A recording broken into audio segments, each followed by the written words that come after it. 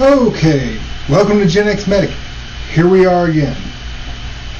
And we're seeing the same old problems and people wondering, why is that happening? So let me tell you why that's happening. Why is my local ambulance service shutting down? Well, let's talk about what you get when you get an ambulance. See, the days of an ambulance showing up with a stretcher, a couple of people tossing you in the back and running to the hospital ended years ago. But hey, that's still what they show on television. You know, they don't talk about the fact that I'm capable of running a cardiac arrest just like the doctor in the ER, only I get up and I bring that skill, that knowledge base to you. Bring it straight to your house. But hey, who cares? I mean, it costs too much. And these people who are able to do these things want to get paid for it. I mean, I know that's horrible that people want to get up in the morning, do their jobs, and get paid for it. Now, I can honestly say at my current employment, I'm pretty well paid for what I do.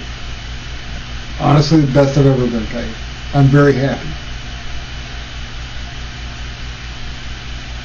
But we need to understand why ambulance services are shutting down. And I think here soon I'm going to do a breakdown on what it costs to start up and what it costs to operate a local ambulance service. And I'm going to leave out the higher level stuff, just the local stuff, from the guy who makes the decisions, the guy who's sitting there, just the medical director, your supervisors who take care of problems if you've got those, the people on the streets doing the things, the dispatchers who are sending you to the call, because all these things add up and all these people want to get paid for what they do. I mean, it is what it is, and let's be honest, we need to acknowledge that. But the problem is, no one wants to acknowledge that, because once they do, then they realize things cost money. And I've heard all these arguments of different forms of resource management. In reality, every form of distribution is a form of resource management, putting the right tools in the right hands of the right people. I'm not here to argue that. I don't care.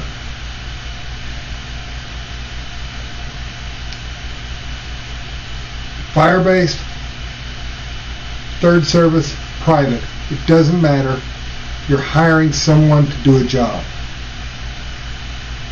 But because no one wants to make that job an essential service, we're not going to pay them to provide that service. And yes, money bloody matters. You want to know why they're shutting down? You know why they say we can't operate? Because no one wants to put the money behind it. No one wants to say, hey, this money's just there for you to operate.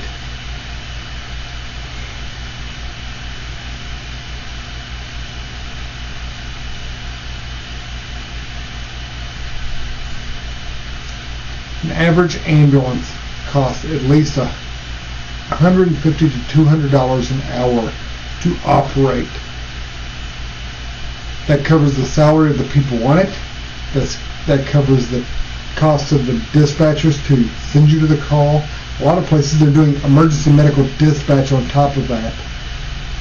You know, getting initial help, guiding people to help people before we get there. It's providing for the, $150,000 to $250,000 vehicle average cost. The equipment that's on there, the basic mobile intensive care unit that we bring to scene, the skills base of the individuals, the management who's dealing with politicians, who's dealing with other agencies, who's dealing with everybody that's involved. They're not talking about that. All these things require someone to do it. And you can't pull someone off the street to do every one of these things, because then you just got less resources on the street. And there's a payroll problem, someone's got to deal with that. All these things matter. You want to know why ambulance services are shutting down? That's why.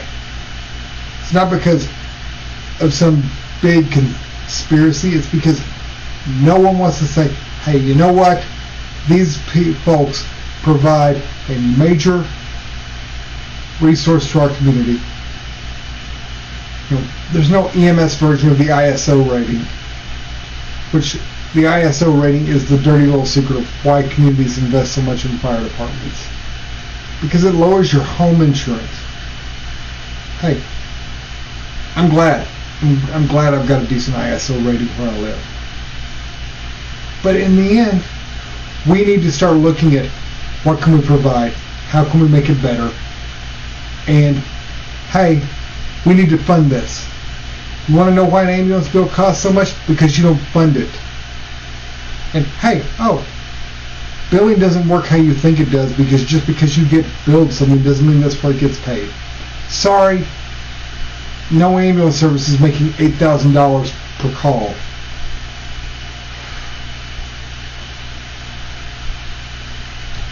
That's the reality of what's going on here.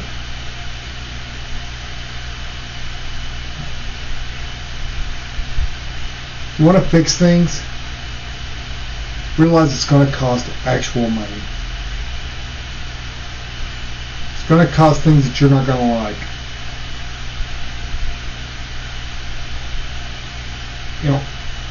I just went and did a thing on ET3. The idea of ET3 was to make more resources available. But obviously, apparently that's not what people want.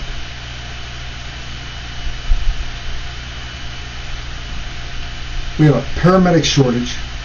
That means wages are going up, which benefits me. I mean, hey, I'm a 20-something year paramedic. I'm sitting pretty. People want that. Hey, you've done this and not made any really, really bad errors? You must be all right. You bring knowledge with you. You know what?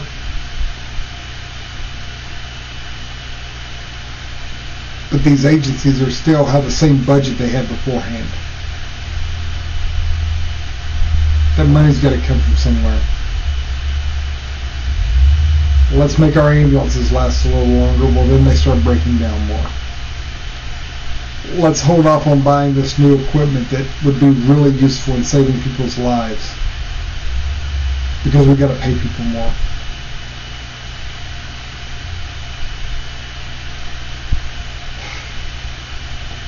No one looks at it that way. Everybody's so fixated in so-and-so's a greedy company.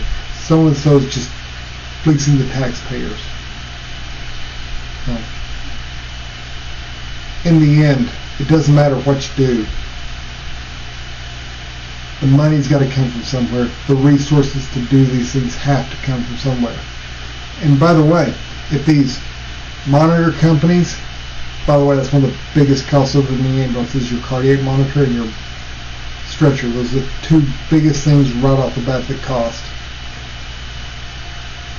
If they don't keep researching and creating new things, the monitors allow me to do more for my patient, for your family member in the worst day of their life.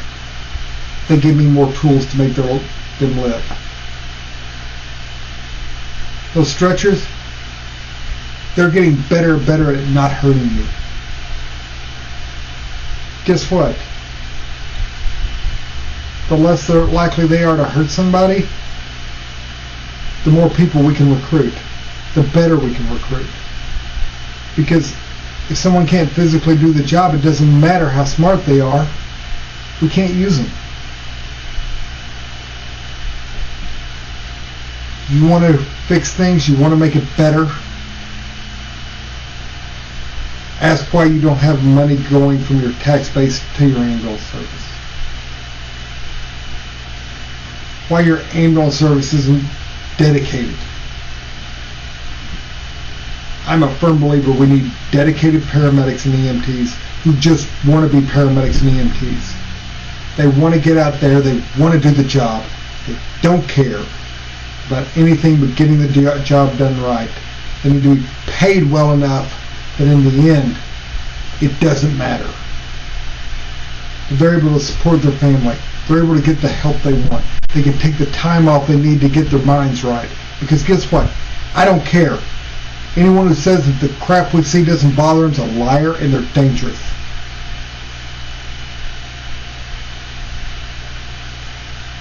If your taxes are going to go someday, if they're going to take money out of your pocket, should it go to something that actually helps your community? I'm tired of seeing services die. Services with a history of service. For-profit, not-for-profit, third service, it doesn't matter.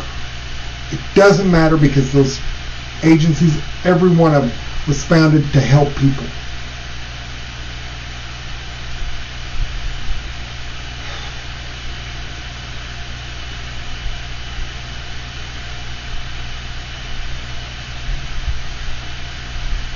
If your local ambulance services dies, it's going to cause suffering. If your local agency shuts down because of a financial reason, it's going to hurt the people you care about. I've kept my mouth shut. I've tried to be a good boy. I've tried to just say, things are going to be okay. They're not.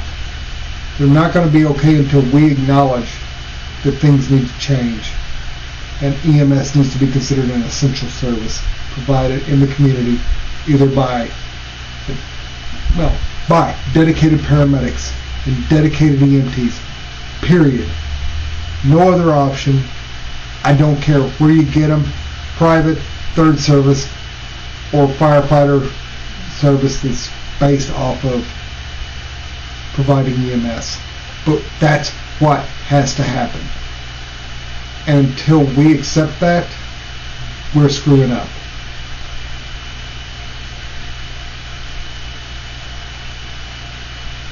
This is Gen X Medic, signing off.